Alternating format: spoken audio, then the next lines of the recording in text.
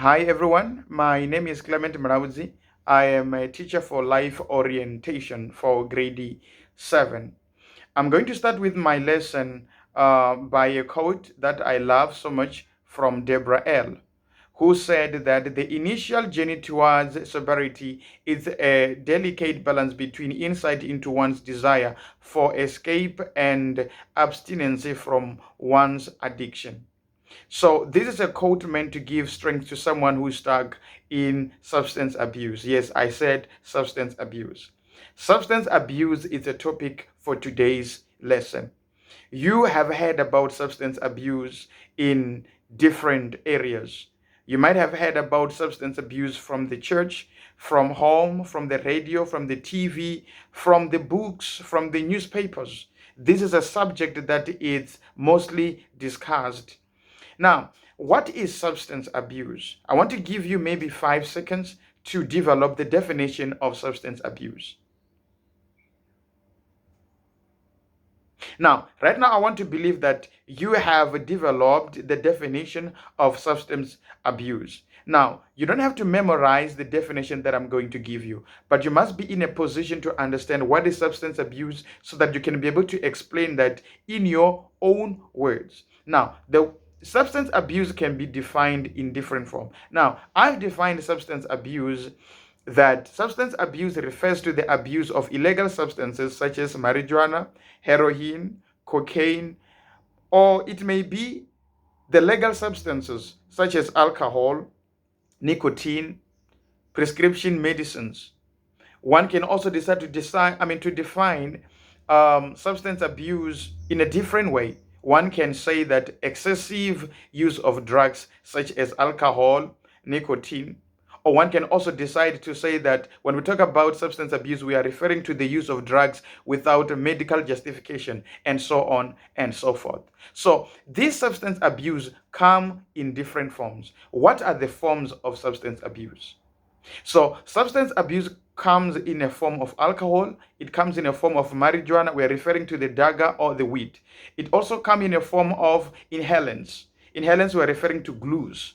It's those things that you need to inhale so that they can be within your system. We can also talk about the cigarettes. There are different names of cigarettes. I cannot be able to name them, but you know different names of the cigarettes. So it's another form of substance abuse, as well as the prescription drugs. So there are people that inject the drugs within their system. So it's another form of substance abuse. Now you know the definition and you also know the form of substance abuse. So now the question is, how then do we be able to see if the person is involved in substance abuse? How do we then see what are the signs, what are the symptoms? Now we have got several symptoms that we're going to look into. And the first symptom of substance abuse that I'm going to talk about is a change in appearance. The personal hygiene. We're referring to personal hygiene. You know, this person used to be clean, used to bath, but now the person is an enemy of water. When the person sees water, the person runs away. They are no longer as clean as they used to be. It's another sign of substance abuse. The second sign is the loss of appetite. You know that this guy used to eat 6 slices. Now he eats 1 slice, or he does not eat at all. So the loss of interest towards consumption of food is a sign of substance abuse. Another one which is common, another sign is the tremors of shaking hands, head, or feet. I'm sure you are in a position whereby you can be able to think of someone that is barely, or the person that cannot be able to hold something for a longer period of time. They're always shaking their hands. It can be the head as well as the feet. Difficult to sleep as well. It's another sign or the symptom of substance abuse. You can be on the bed but tossing around, not necessarily sleeping.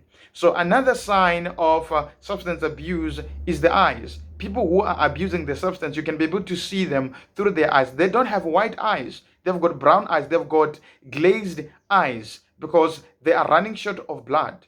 And also another sign, we can also talk about the weight loss. The person is not in the program of losing weight, either jogging or doing anything or diet or any other form that people can engage in order to lose weight. But the person is randomly losing weight. And another one as well is unusually body odor. We can give an example of somebody that smokes. The person that smokes smells cigarette shortly after they have taken their bath or the shower. Even if they didn't take it like 5 minutes ago, but they carry the smell of the cigarette wherever they go because it's another sign of substance abuse and withdrawal from the family. If you know that this person loves to spend the time with the family and friends, and now the person loves to isolate themselves, it's another sign of substance abuse. And lying as well. So people who are involved in substance abuse, they are good liars. Should I say good liars? But let me say that they are liars. They hate the truth, or they hate the truth. Stealing, particularly money, is another sign. You can tell maybe from home, you used to leave money maybe on the table, you will find it wherever you left the money. But these days, when you leave money, the money decides to fly, it decides to disappear. This is a sign that you might be having somebody in the house who is involved in substance abuse, and that is a sign. You can't just have money missing in the house not knowing exactly where it is going. So we have spoken about the signs now of substance abuse. Now we have to go and consider the other factor here that we are going to explore. The factors that lead to substance abuse. What are the reasoning behind people getting involved in substance abuse? What could be the reason some people abuse substances whereas others don't? What are the leading contributing factors? So we're going to look at two contributing factors. The first factor that we are going to look into is intrapersonal factor, and the second factor is interpersonal. You're going to be able to distinguish between the two factors at the end of today's lesson. So when we talk about the intrapersonal factor, this is an issue within a person. This includes inherited problems. So when we talk about inherited problems, people with substance abuse often have a family history of substance abuse. If you can be able to check in their family histories, you'll be able to see that those are the people of the substances. They have always been abusing the substances from their forefathers. No pastor from that family, all of them are substance abusers. They're all smoking, they're all drinking, and all these are the things that they are doing. The second thing is that leads to substance abuse or contributing factor is healthy problem. People who have untreated difficulties and depression and anxiety may start to abuse the substance in attempt to deal with their feelings. So they want to distract themselves by drinking.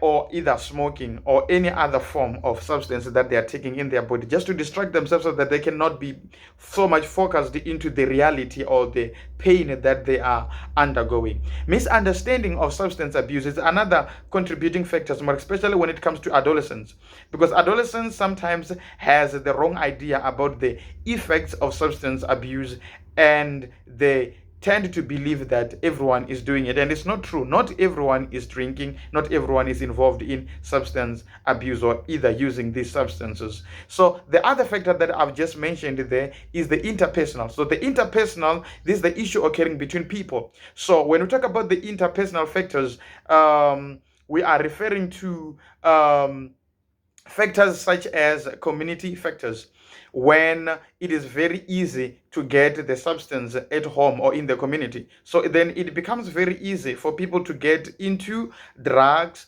abuse, into alcohol, into smoking. So it happens simply because there is an easy access of those things. And the other thing is the family factor. When we talk about the family factor, then we are referring to a situation whereby the kid grew up seeing their parents drinking and smoking all the times. So they tend to believe that it's a normal thing that they have to do. So when they grow up or during their growing up stage, they would want to experiment the substances as well as the drugs.